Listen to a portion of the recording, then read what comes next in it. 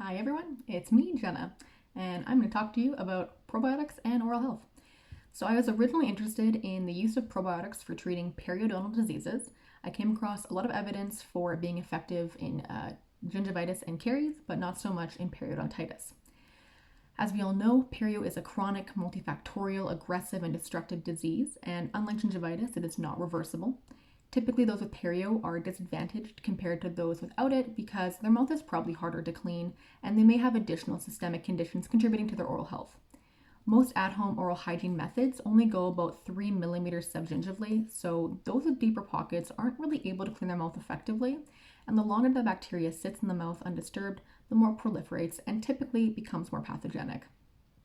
For perio to develop, it requires a susceptible host, a pathogen, and the reduction or absence of good bacteria. Only certain bacteria in the mouth are capable of destroying periodontal tissues, and they're typically the pathogens that colonize later on and are found subgingivally or in areas where bacteria have been able to remain undisturbed for quite some time. We know that removing bacteria in the mouth to resolve inflammation is necessary to maintain an overall healthy mouth and periodontium. Usually those with perio need scaling and root planing to really clean out their deeper pockets, and that sometimes occurs every 3 months. There are lots of adjunctive therapies used along scaling and root planing in order to reduce the bacterial load, and probiotics have recently gained attention as one of those potential therapies. So, probiotics have been used for decades and have been beneficial in treating a variety of systemic diseases and infections. However, there is very little research on probiotic use in the oral cavity, notably with periodontitis. A very common genus used in research for oral probiotics is Lactobacillus. Research has suggested that some Lactobacillus strains could be effective in the oral cavity based on the way it acts in the gastrointestinal environment. So, from reading all the applicable literature, I noticed that the studies varied quite a bit. Some studies required participants taking the probiotic in either a tablet or a lozenge or a drink or as a gum, etc. And most of the studies had the participants take the probiotics themselves at different times. One study, they had the participants take it like a probiotic tablet 4 times a day. And I thought that was super unrealistic for real life. Plus, almost every study that I read, it occurred over 1 month, which again was super unrealistic for real life. Periodontitis isn't a disease that's going to get better after 1 month. It's going to progress and it's going to continue for long term. So it should be treated with a long-term solution. Through my research, I learned that Lactobacillus reuteri was one of the most common probiotic strains researched for overall oral issues, and it came up in the majority of my papers. This eventually led to the development of my research question: can lactobacillus-based probiotics taken once daily be used to manage and or treat periodontitis long-term in clients maintaining regular periodontal therapy? My study would be a randomized, placebo-controlled, double-blind clinical trial with a longitudinal design, meaning half my participants would be taking a probiotic and the other half would be taking a placebo. It also means that the participants and the researchers don't know who's taking what.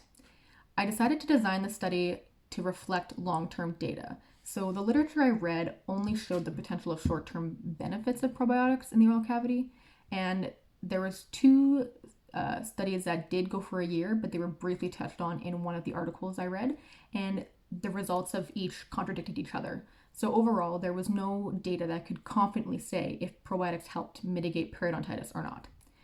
I decided to go with a daily lozenge because lozenges take a while to leave the mouth, which gives the probiotic more time to settle in the mouth and it increases the chance of it working. So I figured it would be best to take a lozenge after oral self-care at nighttime, since the saliva function is the least active at night when you're sleeping. And I figured that I'd have the greatest possibility of keeping the probiotic in the oral cavity as long as possible.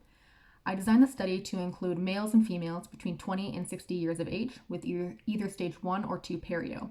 They had to have good or fair oral hygiene and regular dental cleanings.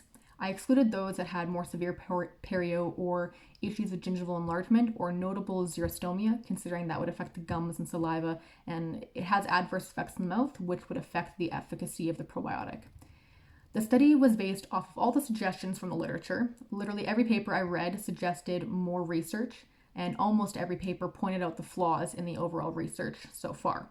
So to put it simply, the current research was hard to compare because everyone was looking at different stuff and researching it in different ways and nobody could compare anything with each other. So the secondary objective of my study was to create a template that could be used for future research.